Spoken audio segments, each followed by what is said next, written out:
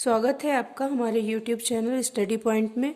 आज हम देखेंगे वर्कशीट 2020-21 हिंदी विशिष्ट क्लास 8 के लिए। तो सबसे पहले हम प्रश्न नंबर 1 देखेंगे। वसीयतनामे रहस्य पाठ के आधार पर बताइए कि वसीयतनामे के विवाद का क्या कारण था और महाराजा ने इसका समाधान कैसे किया। इसको लिखना है आपको। तो ये प्रश्न देखेंगे, उसके बाद इसके उत्तर को हम हल करेंगे। वसीयतनामे का रहस्य कहानी में गांव के एक वयोवृद्ध किसान जिनकी की न्यायप्रियता दूरदर्शिता से सभी परिचित थे, उनके 4 पुत्र और 1 पुत्री थी। उसने अपनी वसीयत में लिखा था कि मेरी जायदाद मेरे 3 पुत्रों में बांट दी जाए और विवाद की स्थिति में जो कि निष्पक्ष न्याय करेगा उसे मेरी पुत्री का विवाह कर दिया जाएगा। उसके मरने के बाद जायदाद के बंटवारे को लेकर विवाद हुआ क्योंकि उसके 4 बेटे थे और उसने जो वसीयत लिखी थी सिर्फ 3 लोगों के लिए। इस विवाद के निपटारे के लिए वे सभी राजा के पास जाते हैं। राजा ने एक परीक्षा लेकर के यह सिद्ध कर दिया कि उसके 4 बेटों में एक स्वार्थी है जिसे कि वह वृद्ध अपने जायदाद का हिस्सा नहीं देना चाहता था। अतः उसने वसीयत 3 बेटों को लिखी थी। राजा ने क्योंकि इस विवाद का निपटारा किया, इसीलिए उसकी बेटी की शादी राजा के साथ हो गई। तो इस तरह से यहाँ पर ये प्रश्न समाप्त होता है। उसके बाद है प्रश्न क्रमांक 2। धाये विशाल कराल मरकट भालु काल समान ते मानव सपक्ष उड़ाई भूधर वृंद नाना बांधते। उपरोक्त पंक्तियों में कौन सा अलंकार है?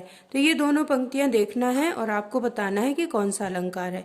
तो ये जो उपरोक्त दोनों ही पंक्तियों में उपमा अलंकार है।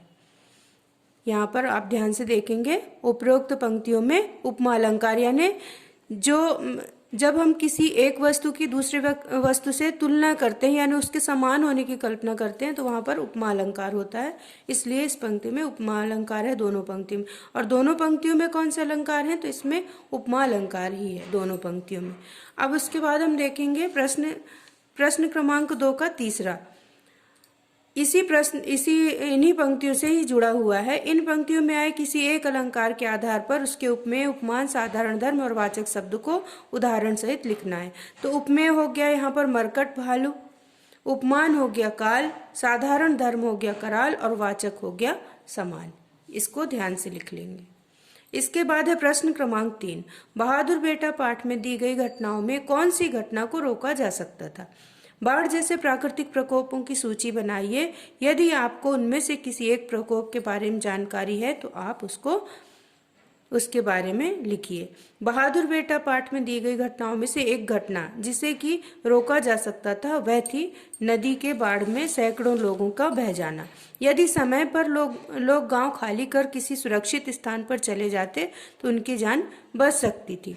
बाढ़ जैसे प्राकृतिक, अब यहाँ पर इसका दूसरा हिस्सा है बाढ़ जैसे प्राकृतिक प्रकोपों की सूची। तो बाढ़ जैसे प्राकृतिक प्रकोप हो गए भूकंप, सुनामी और हाल ही में आप देख रहे होंगे कोरोना महामारी। तो ये भी हमारे जीवन को प्रभावित कर रही।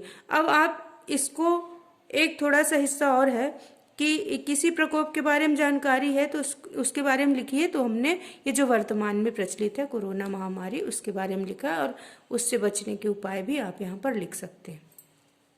नन्हा सत्याग्रही प्रश्न क्रमांक 4 देखेंगे। नन्हा सत्याग्रही पाठ में मोहन ने किस घटना के विरोध में सत्याग्रह का मार्ग अपनाया था? क्या उसका सत्याग्रह करना ठीक था? इस बारे में अपने विचार कारण सहित लिखिए। तो प्रस्तुत कहानी नन्हा सत्याग्रही में बालक मोहन को एक पुलिस अधिकारी द्वारा बिना किसी कसूर के पिटाई कर दी जाती है, जिससे आहत वह बालक गांधी जी के द्वारा बताए गए मार्ग सत्याग्रह पर चलते इस बात का विरोध करता है। वह अपनी मां, अपने पड़ोसियों के अनेक बार समझाने पर, पुलिस अधिकारी के रौब दिखाने पर भी अपने निश्चय पर अटल रहता है। अंत में पुलिस अधिकारी को अपनी गलती स्वीकार करनी पड़ती है और बालक यही चाहता था। और क्या उसका सत्याग्रह करना ठीक था? तो आप इसको ये भी लिख सकते हैं कि हाँ, उसका सत्याग्रह करना ठीक था, क्योंकि अपमान सहना भी अन्याय सहना भी अन्याय करने के बराबर ही होता है। आप इसको यहाँ पर जोड़ सकते हैं। क्यों? क्योंकि अन्याय सहना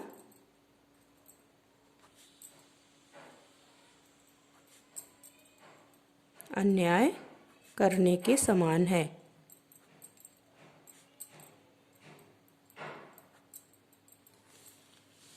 ये आप इसको यहाँ लिख सकते हैं। अब यहाँ पर प्रश्न क्रमांक 5 में आप अपने मित्र को पत्र लिखिए जिसमें कोरोना महामारी के दौरान क्या क्या किया, संपूर्ण वर्ष स्कूल गए बगैर भी आपने पढ़ाई कैसे की और मूल्यांकन आपके शिक्षक ने कैसे किया। तो आप इसमें अपने हिसाब से लिख सकते हैं। आपके एक सलाह मार्गदर्शन के लिए हमने बस संक्षेप में इसको लिखा है। पत्र लिखते समय हमको अपना पता यहाँ पर लिखना पड़ता है, तो और फिर संबोधन में अपने प्रिय सहेली का नाम लिखेंगे, है ना। ये लड़के और लड़कियों दोनों के लिए हमने अलग अलग ऑब्लिक करके, लड़कियां अपनी सहेली का नाम राधा या लड़के मोहन जो भी उसको लिख सकते हैं। मैं यहाँ पर कुशल पूर्वक रहते हुए आशा करता या करती हूँ कि तुम अपने परिवार के साथ कुशल से होगे। जैसा कि हम सभी जानते हैं कि कोरोना महामारी में हमारे विद्यालय में बंद है, ऐसे में यह वर्ष हमारे लिए बहुत ही उबाऊ और परेशानियों से भरा रहा। विद्यालय बंद होने के कारण हम सभी को डिजिलैब ग्रुप में जोड़ करके पढ़ाई नहीं रुकेगी तथा हमारा घर हमारा विद्यालय के अंतर्गत हमारे शिक्षक शिक्षिकाओं से हमें मार्गदर्शन मिलता रहा। साथ ही मूल्यांकन कार्य भी किया गया। घर के सभी और छोटे बड़ों को प्यार। तुम भी तुम्हारी मित्र या तुम्हारा दोस्त, आप उसका नाम लिख करके इस तरह संक्षेप में पत्र लिख सकते हैं। आप उसको अपने हिसाब से भी लिख सकते हैं, जैसा चाहें। पक्षी विशेषज्ञ सालिम अली के पास कॉलेज की डिग्री नहीं थी, पर वे कौन से कारण थे जिन्होंने उन्हें अस्पताल में पक्षी विज्ञानी बनाया? उनके गुणों और घटनाओं के आधार पर वर्णन कीजिए। सालिम अली के पास कॉलेज की डिग्री नहीं थी, परंतु दूसरे गुणों ने उन्हें असाधारण व्यक्ति बना दिया। वे बीजगणित से बहुत डरते थे। उन्होंने पढ़ाई छोड़ दी और बर्मा चले गए। बर्मा में उनके बड़े भाई रहते थे। वे वहाँ बुल फ्रेम की माइनिंग में काम करते थे। इस काम में उनको सफलता नहीं मिली। वे वहाँ पक्षियों की खोज करने लगे। वहाँ से लौटकर प्राणी शास्त्र में उन्होंने एक कोर्स कर लिया। बॉम्बे नेचुरल हिस्ट्री सोसाइटी के अजायब घर में गार्ड नियुक्त हो गए। वे अब इसका उच्च प्रशिक्षण प्राप्त करने जर्मनी चले गए। उन्होंने वर्ड वाचिंग के परिणाम को प्रकाशित किया, जिससे उन्हें पक्षी विज्ञानी के रूप में प्रसिद्धि मिली। तो आप इस तरह से इस प्रश्न का उत्तर देख सकते हैं। आप इसको पूरा देख लें और इसको स्क्रीनशॉट भी ले सकते हैं। प्रश्न के उत्तर थोड़े से लंबे हो गए हैं, तो आप इसको अच्छे से लिखें और उसके स्क्रीनशॉट ले लें या इसको सेव कर लें। अब अगला प्रश्न है 7। गीता का मर्म पाठ के अनुसार अर्जुन ने इंद्र से अपनी विद्या का उपयोग किन किन कार्यों में करने के लिए कहा था? इस प्रसंग का महाराजा आनंदपाल और पंडित गौवर्ण पर क्या प्रभाव पड़ा? लिखिए। गीता का मर्म पाठ के अनुसार अर्जुन ने इंद्र से अपनी विद्या का उपयोग सत्य व न्याय की रक्षा, दुष्टों का दमन, असहायों की सहायता, नारी की रक्षा करने, निर्बल को सबल बनाने, धर्म की रक्षा हेतु करने के लिए कहा। इस प्रसंग ने राजा आनंदपाल के मन में हलचल मचा दी। उन्हें लगा कि राजा के रूप में उनका कार्य जन कल्याण होना चाहिए, भोग लिप्सा नहीं। उधर महाज्ञानी गोवर्ण सोचने लगे कि मैं तो पंडित हूँ, राजभोग अथवा आधे राज्य का लालच मेरे आत्म कल्याण के लिए उचित नहीं है। उनके मन में विरक्ति उत्पन्न हो गई। तो इस तरह से उन दोनों पर भी इस प्रश्न का इसका प्रभाव पड़ा। कोलकाता अधिवेशन के बाद जब गांधी जी निकेतन क्यों आए? अपने सहायक वाचन पाठ के आधार पर आपको निकेतन का वर्णन करना है। तो जब कोलकाता में कांग्रेस अधिवेशन हुआ तब उन्होंने अपनी बात कहने के लिए अध्यक्ष से समय मांगा। अध्यक्ष ने उन्हें केवल 5 मिनट दिए। इतने समय में वे अफ्रीका में भारतीयों की समस्या पर पर्याप्त प्रकाश न डाल सके। इस बात से उन्हें बड़ी निराशा हुई और वे कोलकाता अधिवेशन के बाद शांति निकेतन चले गए। अब यहाँ पर आपको शांति निकेतन का जो वातावरण है, तो शांति निकेतन में प्राकृतिक सौंदर्य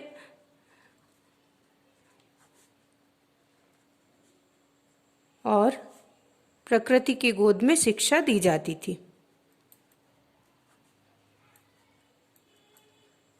ये आप इसको लिख लेंगे।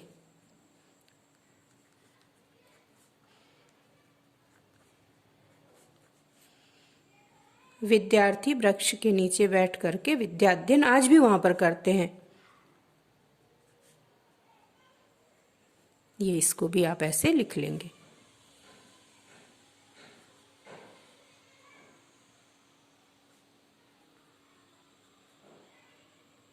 तो इस तरह से आप इसको लिख लेंगे। इसके बाद है निम्नलिखित वाक्यांश के लिए एक शब्द जो वेतन के बिना काम जो बिना वेतन लिए काम करता हो अवैतनिक, जो मार्गदर्शन करता हो मार्गदर्शक, पानी जहाँ पानी के जहाज आकर ठहरते हैं बंदरगाह, जो पक्षियों से प्रेम करता है पक्षी प्रेमी, पक्षियों के संबंध में विशेष ज्ञान रखने वाला पक्षी विज्ञानी। तो आप इसको ये पूरा ध्यान से देखें और इसको यहाँ पर नोट कर लें। इसके बाद है अगला प्रश्न, वकालत करने वाला वकील। प्रश्न क्रमांक 10 है, बौद्धिक तीव्रता, अथक कार्य क्षमता, गहन संवेदनशीलता और विचारों की स्पष्टता उनके व्यक्तित्व के विशेष गुण थे। उनकी बहुमुखी प्रतिभा, उर्वर मेधा शक्ति, उत्कृष्ट विकास, विवेकशीलता, कठिन परिश्रम ने उन्हें न्यायविद, शिक्षा शास्त्री, दार्शनिक, राजनीतिक, अर्थशास्त्री, कवि, उपन्यासकार, निबंधकार, प्रखर वक्ता और राष्ट्रीय विभूति बनाया। अब उपरोक्त पंक्तियां भाषा भारती कक्षा 8 के किस पाठ से किस महान व्यक्ति के बारे में कही गई हैं? तो ये उपरोक्त पंक्तियां भाषा भारती कक्षा 8 के पाठ 23 महान विभूति दानवीर डॉक्टर सर हरि सिंह गौर के बारे में है। ये पूरा आप प्रश्न का उत्तर यहाँ से लिख लेंगे। इसके बाद है, उपरोक्त पंक्तियों में आए उपसर्ग और प्रत्यय छांटिए। उपसर्ग शब्द के पहले लगते हैं और प्रत्यय शब्द के बाद में लगते हैं। तो जैसे बहुमुखी में बहु, प्रखर में प्र, विभूति में वि, अथक में अ, और विवेकशीलता में शीलता, न्यायविद में विद, विधिवेदता में वेदता, उपन्यासकार में कार, निबंधकार में कार। तो इस तरह से ये आपके उपसर्ग और प्रत्यय हो गए। इसके बाद आपका आता है प्रोजेक्ट वर्क। प्रोजेक्ट वर्क में आपको कुछ कहावत लिखना है जो कि आपके आसपास प्रचलित हैं। तो सबसे पहला, अकेला चना भार नहीं फोड़ता, धोबी का कुत्ता न घर का घाट का, आम के आम गुठलियों के दाम, जिसकी लाठी उसकी भैंस, चोर चोर मौसेरे भाई, दूर के ढोल सुहावने, डूबते को तिनके का सहारा, चोर की दाढ़ी में तिनका, अंधों में काना राजा, अब पछताए होत का जब चिड़िया चुग गई खेत। अब यहाँ पर आपको एक गतिविधि दी गई है। किसी कहावत मुहावरे से जुड़ी कोई कहानी या घटना पता करके संक्षेप में हिंदी या क्षेत्रीय भाषा में लिखिए। तो एक कहानी हमने आपके लिए, आप इससे अच्छी कहानियां लिख सकते हैं तो आप जरूर लिखें। एक आपके मार्गदर्शन के लिए हमने लिखे, मीरा के घर में एक पालतू कुत्ता था, वह घर की देखभाल करता था, घर के लोग उससे बहुत उसका ध्यान रखते थे। एक रात उसका कुत्ता जोर जोर से भौंकने लगा। मीरा के पिताजी जो दिन भर मजदूरी करने जाते थे, उनसे कुत्ते का शोर बर्दाश्त नहीं हुआ और उन्हें मारकर कुत्ते को बाहर भगा दिया। फिर भी वह कुत्ता दरवाजे के पास आकर लगातार भौंक रहा था। अब मीरा के पिताजी ने एक लकड़ी उठाई और उसके पैर में जोर से मार दी। मार के डर से कुत्ता थोड़ी देर तो चुप रहा, पर वह जोरों से भौंकने लगा। अब मीरा के पिताजी उठकर उस ओर गए जहां पर उसकी दुधारू भैंस बंधी थी। उसे खूंटे पर न देख करके जोर से चिल्लाने लगे। कुत्ता लंगड़ाते हुए एक दिशा की ओर भागा जहां चोर उसकी भैंस लेकर के जा रहे थे। लोगों की भीड़ देखकर वहां से चोर भाग खड़े हुए और मीरा के पिताजी भैंस लेकर वापस आ गए। अब क्योंकि उन्होंने अपने कुत्ते को लकड़ी मारकर उसका पैर तोड़ दिया था, तो बार बार उनको इस चीज़ का पश्चाताप हो रहा था। लेकिन अब पछताए होत का जब चिड़िया चुग गई खेत। तो इस तरह से एक आपके लिए एग्जाम्पल दिया गया है। आप और भी अच्छी कहानियाँ ऐसे कहावतों का उपयोग करके लिख सकते हैं या बना सकते हैं। अब देखिए, दिए गए निर्देश के आधार पर शब्द पहेली भरिए। संपत्ति के बंटवारे के लिए लिखा गया इच्छा पत्र, तो ये होता है वसीयतनामा। महीना या मास, तो इसमें आप लिखेंगे चौथे नंबर पर आप देखेंगे माह। इसके बाद है चिपचिपा लसीला, तो ये है लसलसा 6वें नंबर पे। पेड़ का मुख्य भाग है तना। फिर उसके बाद है कुल या समस्त, तो इसमें कुल या समस्त 11वें नंबर पर है तमाम। उसके बाद है घर या ग्रह, तो इसमें 12वें में गेह।